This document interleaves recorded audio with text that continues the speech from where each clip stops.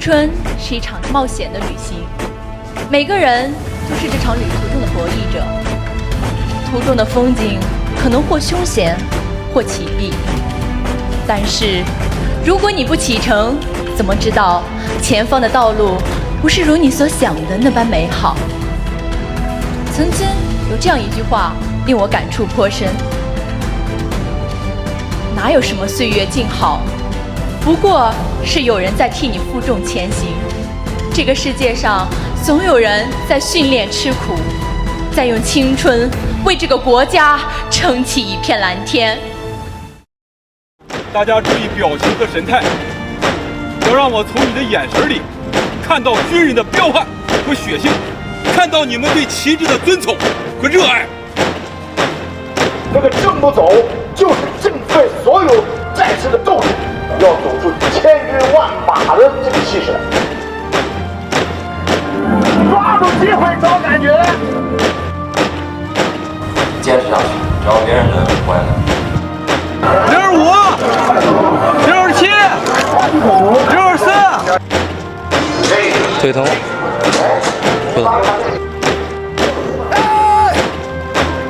2号到你好，我叫干部的。看楚，加油！耶！过一个吉祥生日，祝大家生日快乐！兄弟们，别话说。有很多人不理解我的行为，认为一个女孩子明明可以选择更加安逸的生活，为什么非要去部队吃苦受累？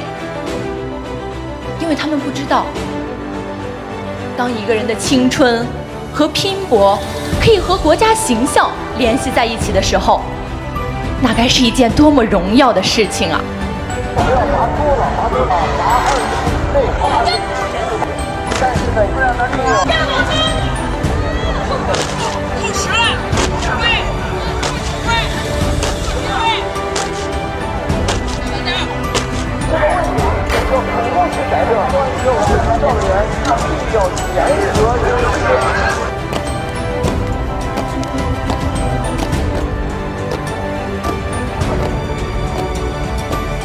为了练眼功，我们迎着阳光，迎着风沙，经常泪流满面。每天一个动作要重复成百上千遍，有时睡觉的时候做梦都能常常把自己踢醒。仪仗队的动作要求踢腿带风，落地砸坑，每个动作要充满力量感。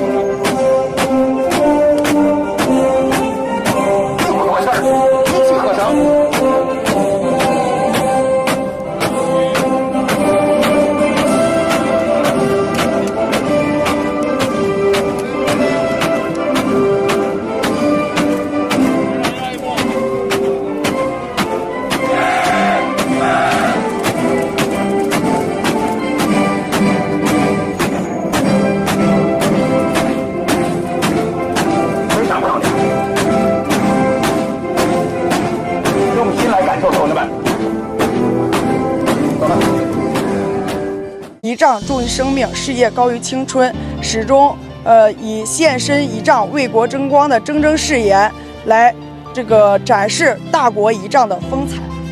我们穿着沙袋练踢腿，练到脚腕肿得像个馒头，连鞋都穿不进去。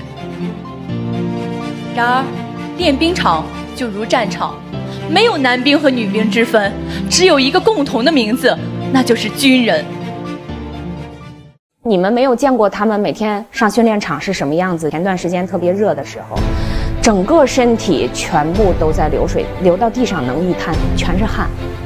真的，你当时看了，你真的就会觉得，这是20多岁的孩子吗？这是10几岁的孩子吗？特别让人感动。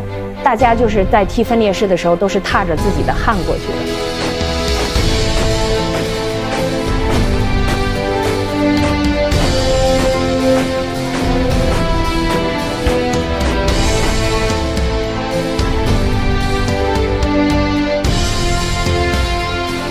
我们和男兵一样的要求，一样的训练强度。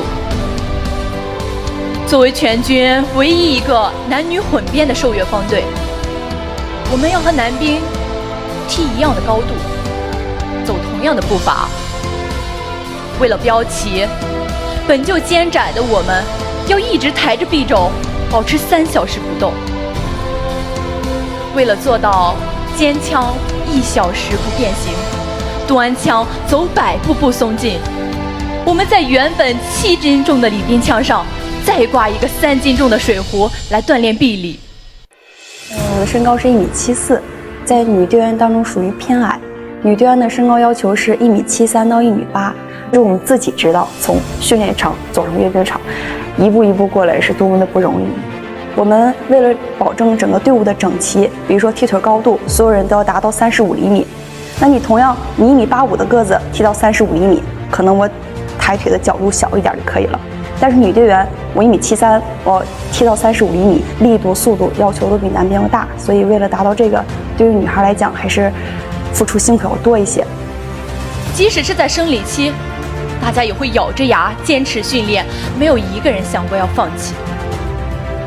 还有的人脚上磨了泡，竟然把靴子剪一个洞，泡刚好露出来。这样的事例比比皆是，很感动。今年参加阅兵就是很感动，像我第1年参加阅兵的时候就是很激动，但是今年参加阅兵就是很感动。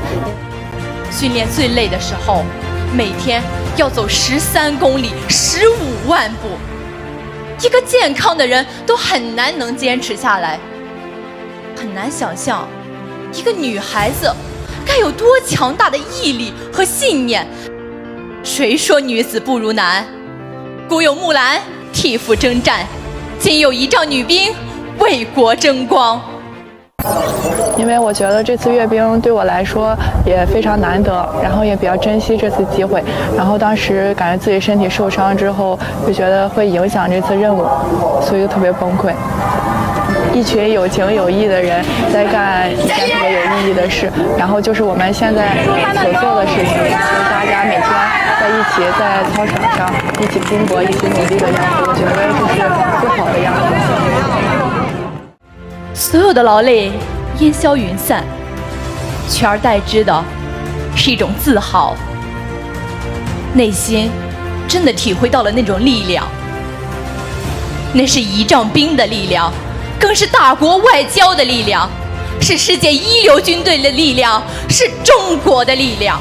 我曾和我最好的战友约定着，我们要一起穿着礼服，让家人和朋友在电视上看到我们第一个昂首阔步地走过天安门，接受习主席和人民的检阅。